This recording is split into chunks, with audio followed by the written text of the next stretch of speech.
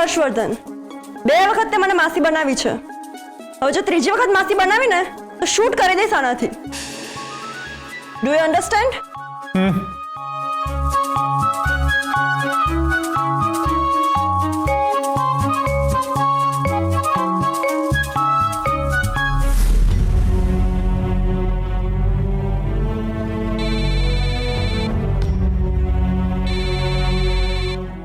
Baby માસીનો phone અત્યારે? Yes baby માસી, કેમ છો? હર્ષ જે ના થવાનું હતું એ થઈ ગયું. બેબી માસી, તમે શેના વિશે વાત કરો છો? શું થઈ ગયું? વિક્રમસિંહને બધી જ ખબર પડી ગઈ છે. શેની ખબર પડી ગઈ? મારી જ ભૂલ છે. તું એ વખતે કેસરને બધું જ કહી દેવાનો હતો, પણ મેં જ ના પાડી. બેબી માસી પ્લીઝ, તમે વાતને તાણશો નહીં. જલ્દી કહેશો શું થયું છે પ્લીઝ. હર્ષ, તે મને નેહાવાળી વાત કરી હતી ને, એનો વિક્રમસિંહે વિડીયો ઉતારી લીધો હતો અને હવે મને એ બ્લેકમેલ કરી રહ્યો છે કે એ વિડીયો કેસરને બતાવી દેશે. પછી એક દિવસ એવો આવો કે બહુ જ ભાંગી પડી હતી. માસી એ ન્યાય ખરાબ હાલતમાં મારી નજીક આવી ગઈ અને એની હાલત અને સમય બંને ખરાબ હતા અને મેં એને રોકવાનો બહુ જ પ્રયત્ન કર્યો, પણ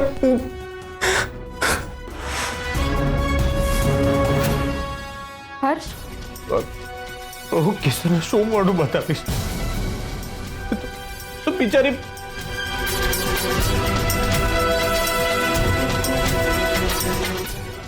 તું ખતમ થઈ ગયો.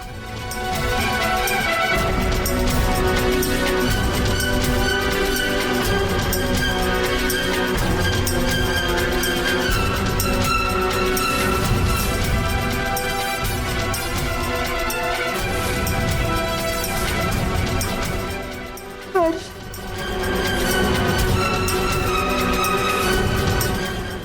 સોરી કેસર. હર્ષ,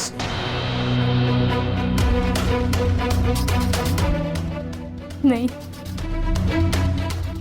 મારો હર્ષ આટલો પાંગળો નથી કે આવું ખોટું પગલું ક્યારેય ના ભરે. હું મૂર્ખી કેવા કેવા વિચારો કરું છું. સોમનાથ દાદા, મારા હર્ષ અને કેસરના લગ્ન જીવનને બચાવી લેજો. એમના પર આવેલી આ મુસીબતમાંથી એમને હેમખેમ પાર પાડજો. આમાં કેસરનો કોઈ જ વાંક નથી.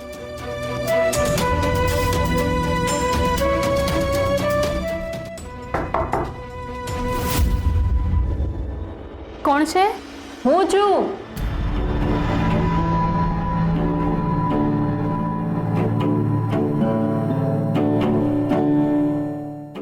Good morning.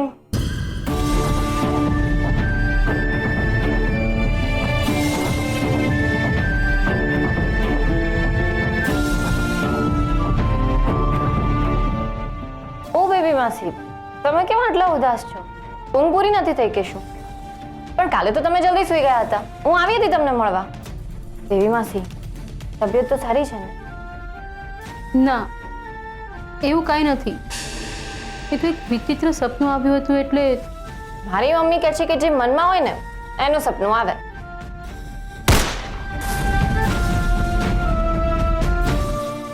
ડફોળ, કંઈ પણ બોલવાનું, જે મનમાં આવે બોલી દેવાનું. ઓકે સોરી, હું તો આમ જ બોલી હતી. અચ્છા, કાન પકડીને સોરી બસ. પણ મેં સવારમાં ગુસ્સે ના થાય. તમારી આક્રમણ દૂર કરવાનો મારી પાસે એક સરસ આઈડિયા છે. શું? વોક પર જઈએ. મને ખબર છે કે તમે રોજ વોક પર જાઓ છો, પણ આજે મારી સાથે ચાલો. એટલે જો તમે કેસરને કમ્પ્લેન્ટ પાછી લેવા માટે નહીં કહો તો મારે તમને એ કહેવાની જરૂર નથી કે આ વિડીયો એને બતાવી દઈશું. શું થયું? મારાથી કઈ ભૂલ થઈ ગઈ છે? તમે નથી આવું વોક પર તો કઈ વાંધો નહીં. અચ્છા, મને એ તો કહો કે મમ્મી કહેતી હતી કે કાલે તમને ડેડી મળવા આવેલા, કંઈક વાત કરતા હતા, તો શું વાત થઈ તમારા બંને વચ્ચે? બેબી માસી શું થયું? ક્યાં ચાલ્યા? તે જ તો કીધું મોર્નિંગ વોક માટે જવું છે ને, તો હું ફ્રેશ થઈને આવું. કમાલ છે, એકદમ મૂડ ચેન્જ કરી નાખ્યો. હા, પણ એક વાત કાન ખોલીને સાંભળી લે. હું સાથે તો આવું છું, પણ તું મને રસ્તામાં કોઈ પણ પ્રશ્ન નહીં કરે. જો પ્રશ્ન કર્યો ને તો હું અડધે રસ્તેથી પાછી આવી જઈશ. ઓકે, બસ હું ચૂપચાપ રહીશ. હવે તમે જાઓ, ફ્રેશ થઈ જાઓ, હું બહાર વેઇટ કરું છું.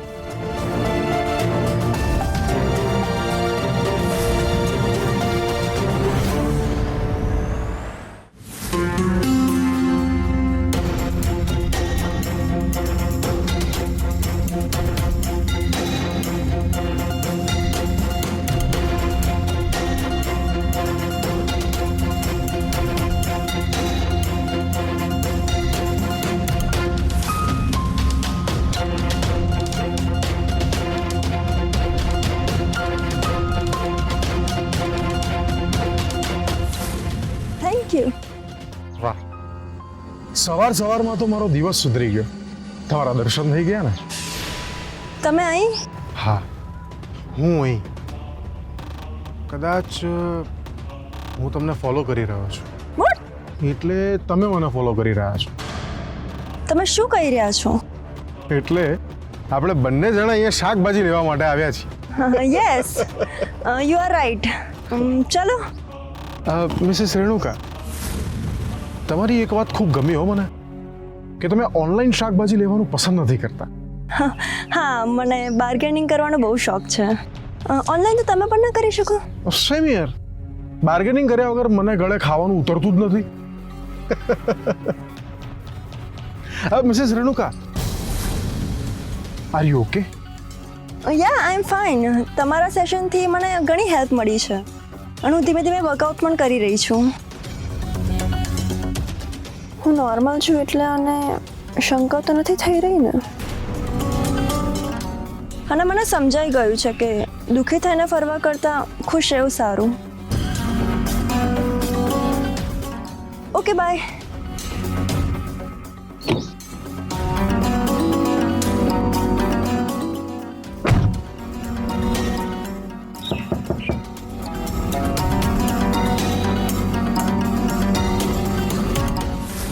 હું જાણું છું કે તમે તમારી રીતે વર્કઆઉટ કરી રહ્યા છો, પણ મારે તમને એક વાત પૂછવી છે.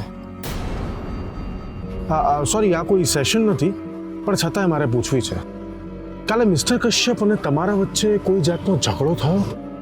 હા, અમારું રોજનું છે. અમારા બંને વચ્ચે કોઈક ને કોઈ પ્રોબ્લેમ થતો જ હોય છે.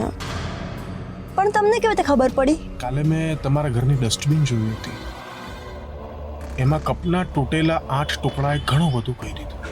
ઓહ, તો તમે માનો છો ને કે અમારા બંને વચ્ચે પ્રોબ્લેમ છે? હું કેમ તમારા જોડે ટ્રીટમેન્ટ લઈ રહી છું? ઓફકોર્સ. આઈ હોપ કે તમારી ટ્રીટમેન્ટથી અમારી લાઈફ અને અમારા રિલેશન વચ્ચે સુધારો આવે. ડેફિનેટલી આવશે. હું બહુ બારીકાઈથી તમારી ઉપર વોચ રાખી રહ્યો છું. એટલે as a patient. So nice of you. Thank you and have a good day. Same to you.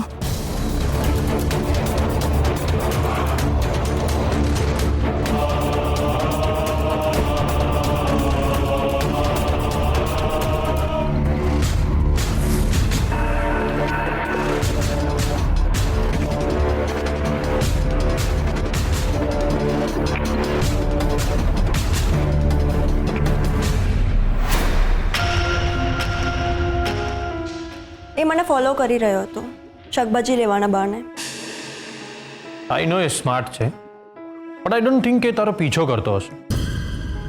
બની શકે કે સાચે જ માર્કેટ આવ્યો હોય અને તું મળી ગઈ હોય. રાત્રે જે કપ તૂટ્યો હતો એના કેટલા ટુકડા થયા હતા? તનુ અચાનક આ શું પૂછી રહી છે? અરે બોલે તે ગણ્યા હતા. ના. ટોટલ 8 ટુકડા થયા હતા. વોટ? યસ. એને આપણું ડસ્ટબિન ચેક કર્યું હતું. Can you believe? આપણે પણ ઇન્વેસ્ટિગેશન કરતી વખતે તૂટેલા કપના ટુકડા નથી ગણતા.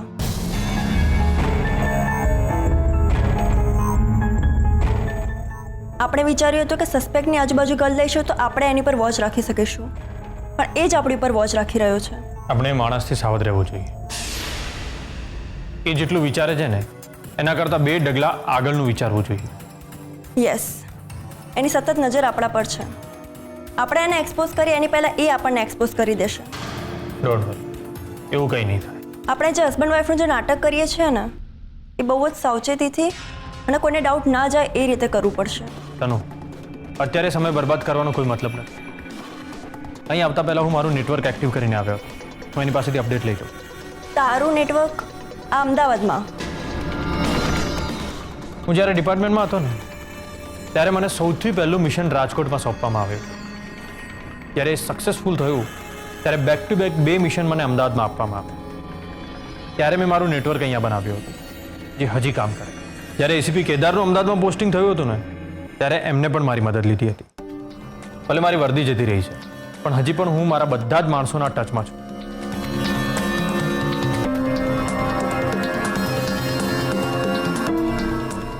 ફરીથી વિચાર કરીજો. આ મિશનમાં લોકલ વ્યક્તિઓને ઇન્વોલ્વ કરવા રિસ્કી છે. તનુ, ડોન્ટ વરી.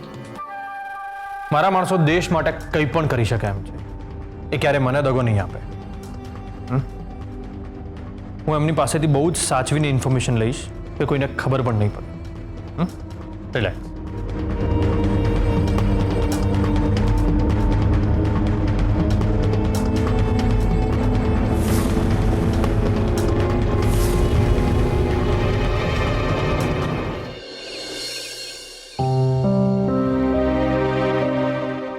મેં ગઈકાલે રાત્રે જ ફોજદારને ફોન કર્યો હતો. તે એકદમ મજામાં છે.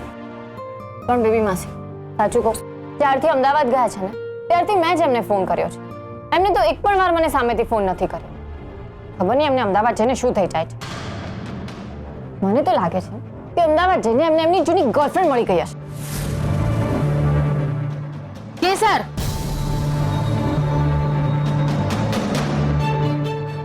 તારી જીભને હાડકું છે કે નહીં? અરે બેબી માસી, રિલેક્સ. હું તો મજાક કરું છું. તમે કેમ આટલા ગુસ્સે થઈ જાઓ છો? ડેડી તમને મળીને ગયા છે તો ખબર નહીં શું એવો જાદુ કરી દીધો છે કે તમે આટલા ગુસ્સે થઈ જાઓ છો. બેબી માસી, સાચું કહો, ડેડીએ તમને શું કહ્યું છે? મેં તમને 2-3 વખત પૂછવાનો ટ્રાય કર્યો પણ તમે ઇગ્નોર જ કર્યા કરો છો.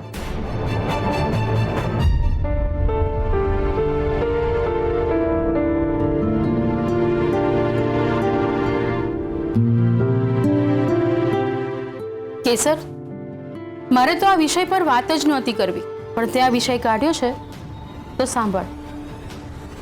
તે તારા ડેડી વિરુદ્ધ જે ફરિયાદ કરી છે એ પાછી લઈ લે.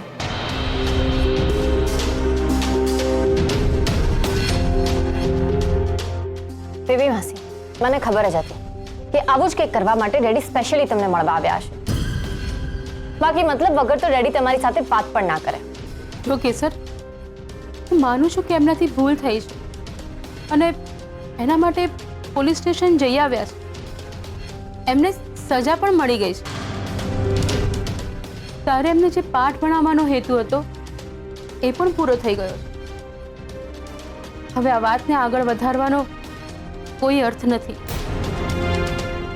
બેબી માસી, આમ તમે કહી રહ્યા છો એક સમય જો મમ્મી આવું કંઈ કહ્યું હોત ને તો મેં સાંભળી લીધું હોત.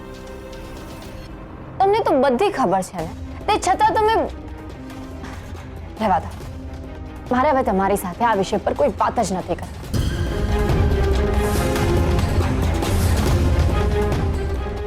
બેબી માસી, કમ્પ્લેન પાછી લેવાનું કારણ કહેશો? હું શું કામ કમ્પ્લેન પાછી લઉં? કારણ કે તમે આ જે કારણ આપ્યું છે ને એ તો મારા ગળેથી નથી ઉતરતું. કેસર, હું તને કેવી રીતે સમજાવું?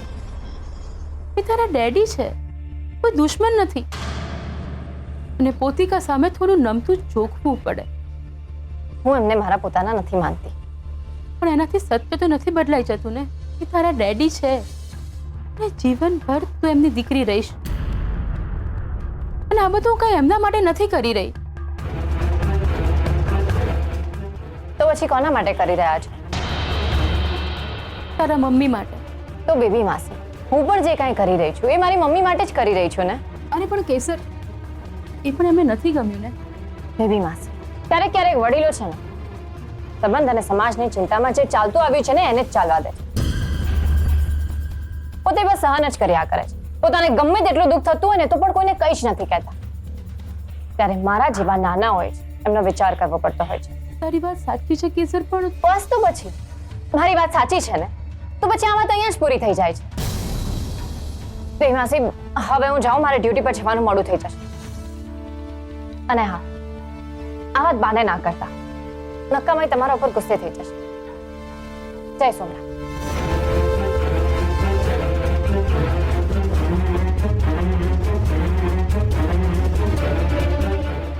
કેસર, તને કેવી રીતે સમજાવું? હું આ જે કાંઈ કરી રહી છું એ કોઈ બીજા માટે નહીં, પણ તારું અને હર્ષનું લગ્ન જીવન ટકી રહે એ માટે કરી રહી છું.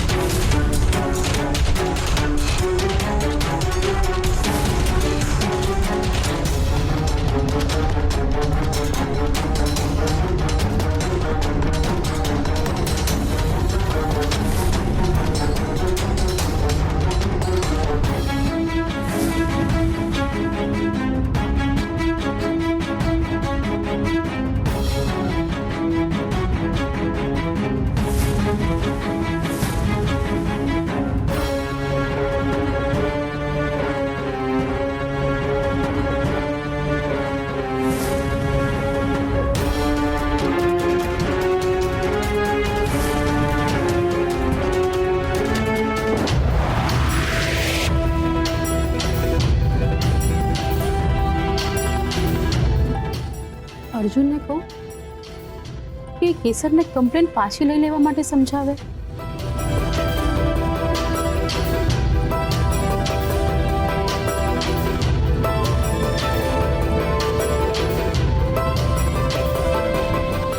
ના,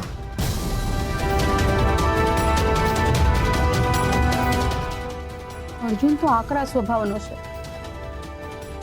એ કેસરને સમજાવતા પહેલા વિક્રમસિંહની ખબર લેશે. હર્ષને પણ ના કહેવાય, એ પણ અર્જુનનો જ ભાઈ.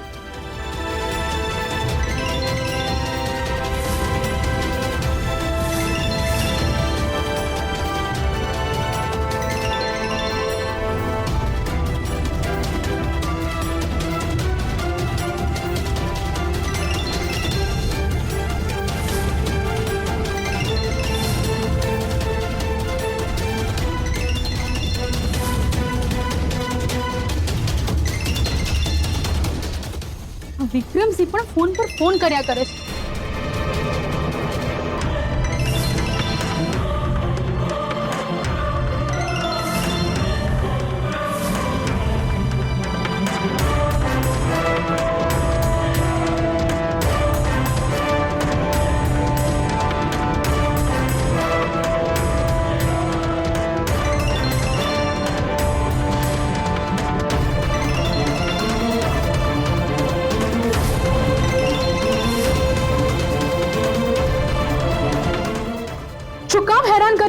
વિક્રમસિંહ, હા, શું કામ તમારી દીકરીના લગ્ન જીવનમાં આગ લગાડી રહ્યા છો? અરે કેસર બિચારી ભોળી છે અને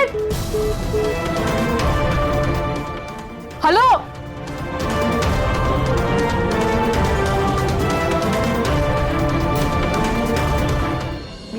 બેબી માસીએ કંઈ કહ્યું તને? તારા પપ્પા સાથે શું વાત થઈ એમને? ડિટેલમાં તો નથી કહ્યું, પણ મને કમ્પ્લેન્ટ પાછી લેવા માટે કહ્યું. એટલે આઈ એમ શ્યોર ડેડીએ બેબી માસીની કોઈ દુખતી નસ પકડી હશે. પણ એ નસ કઈ છે એ કદાચ બેબી માસી કહેવા નથી માંગતા. અમે આવીએ નિર્મળા આંટી. આવો ને વેદિકાબેન.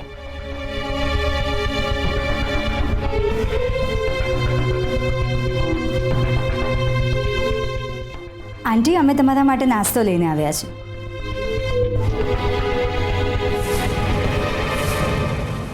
એમ તું પણ તારી મમ્મી ઉપર 24 કલાક વોચ રાખજે. એટલે આજે નહીં તો કાલે તારા મમ્મીના જમવામાં અમે પોઈઝન નાખીશું જ. આ 1000% સાચી વાત છે.